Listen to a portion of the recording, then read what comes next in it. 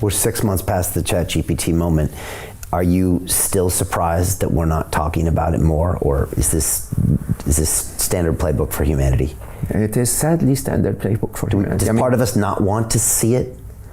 So look, I attempted to help myself understand why is it that we continue to develop it on one side, and why is it that we're not talking about it on the other side? So the latter is easy.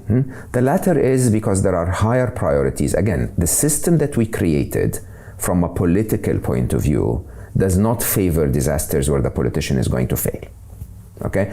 Remember, the task we have at hand is not to halt AI in China alone, or in America alone, or in Russia alone. Okay? The task we have at hand is to say, look, everyone needs to get together, understand the magnitude, the gravity of the issue that's facing us, and put humanity higher than our individual targets for a minute. Okay? It's an Oppenheimer moment. If in a way, it's a nuclear treaty moment. There is a question of, if we knew that nuclear power was going to lead to that kind of Cold War, and the threat of a nuclear war even now in 2022, 2023, would we have benefited from not doing it in the first place? Okay? Could we have gotten together and said, yeah, I know it gives one of us an advantage. Is there another way we can negotiate that advantage? Interestingly, however, it is also against the system for us to slow this down. Why? Because sadly, politicians are actually paid to create that advantage. Sadly, business people are actually paid to create that competitive advantage. So it's not in the natural system of humanity that we've built today to prioritize all of us over my own personal gain. Okay? So this is why we're not going to stop. It's very clear. We're not talking about it, because if we bring it up, then the political system needs to respond. Okay. Now, I have to admit, Prime Minister of the UK brought it up, New Zealand is talking about it, and so on. And it will become more and more prevalent. Sadly, however, we need a COVID moment for everyone to react. And sadly, however, I fear that we will react like we reacted to COVID. So understand this. Everyone who understood, viral pandemics told everyone in government that we were going to hit a pandemic.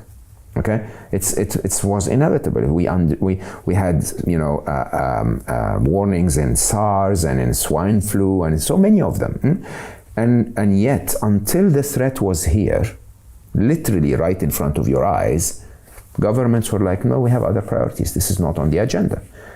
Think about climate change. I mean, how much more obvious does it have to be? Until the threat is here and something massive happens, governments are not going to react. They have other priorities. The problem is when they react, how will they react? Okay? And I think COVID is a fantastic example of what to expect, because had we stopped at patient 0, oh, hold on, there is a patient 0, let's stop the spread of this, we wouldn't have ever heard of COVID. Right. Had we stopped at patient 100, it would have been contained reasonably. But when we got to patient several thousand, what did governments do? They started to point fingers. Oh, no, it came from China, it came from this. What difference does it make?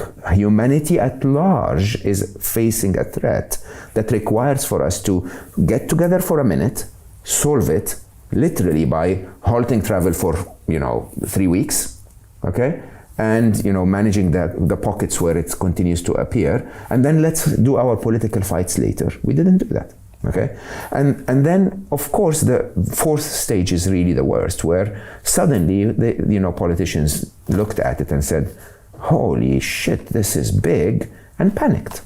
And when they panicked, they hurt other parts of the economy, they hurt our well-being and so on, by over-responding to something they could have responded to much better, much more efficiently earlier. This, I think, is going to be we're going to wait for a disaster moment on AI, and then suddenly governments will go like, whoops, can we get together and talk about this? And that's why you tell me you're not worried about the computers, you're worried about the humans. Humans. It's all humans. Because they're going to make poor, irrational, emotional decisions. You hosted Hugo de Garis here. Yeah. I'm incredible thinker on the topic, even though quite fascinated by Hugo.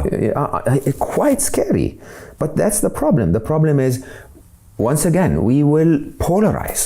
Right. So suddenly there will be us versus the machines, which is the absolute worst decision you can make when you know for a fact that the machines are going to be the masters. So Jim Rickards has just recorded a video that's not available to anyone in the public, and he's going to be talking about how this upcoming recession is going to be fast, it's going to be bloody, it's going to be nasty. But at the same time, he's going to show you how you can position yourself to profit from all of this chaos.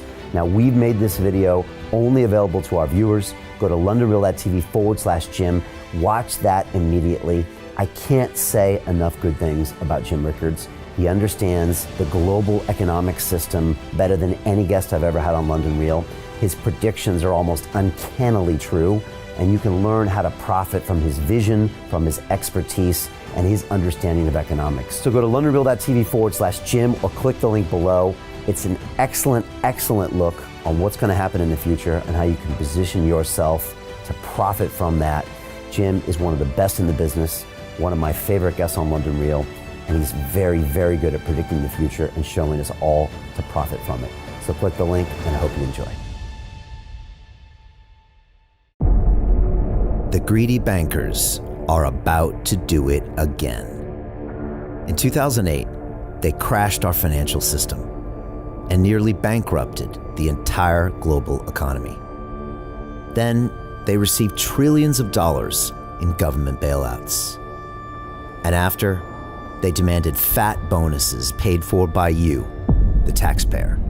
It turns out the banks haven't just been screwing the American taxpayers, they're also screwing over their investors. Turns out the banking industry is the worst place you could put your money, despite enormous taxpayer bailouts. Now the bankers are back to take away your financial freedom. They lie and tell you that cryptocurrency isn't safe. They try to make it illegal for you to choose how to invest your hard-earned money. They lie and say cryptocurrency is used by money launderers and criminals. But look at the record. It's the banks themselves that launder hundreds of billions of dollars every year to the biggest criminal operations in the world.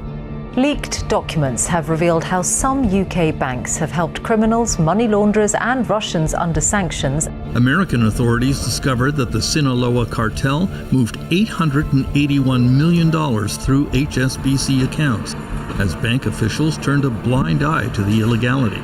The bankers lie and say cryptocurrency is not a real investment. Meanwhile, the smartest CEOs in the world are buying billions and billions of it.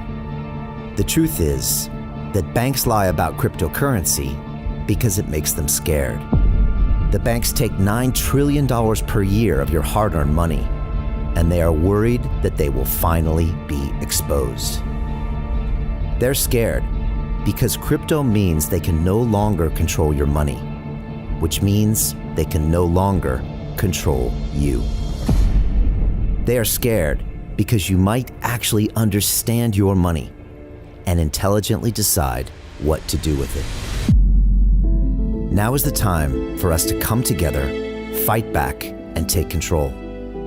It's time to educate ourselves, our families, and our communities. Because financial education means financial freedom. We know that cryptocurrencies will help us build the new decentralized financial system of the future. A banking system that is of the people, by the people, and for the people. A banking system where access to finance is a fundamental human right. A banking system that is free and fair and welcomes all humans on this earth. The DeFi revolution is happening. We, the people, can no longer be fooled. We choose to take control of our finances. We choose to take control of our freedom. We choose to take control of our future. Join us, and let's take back our financial freedom forever.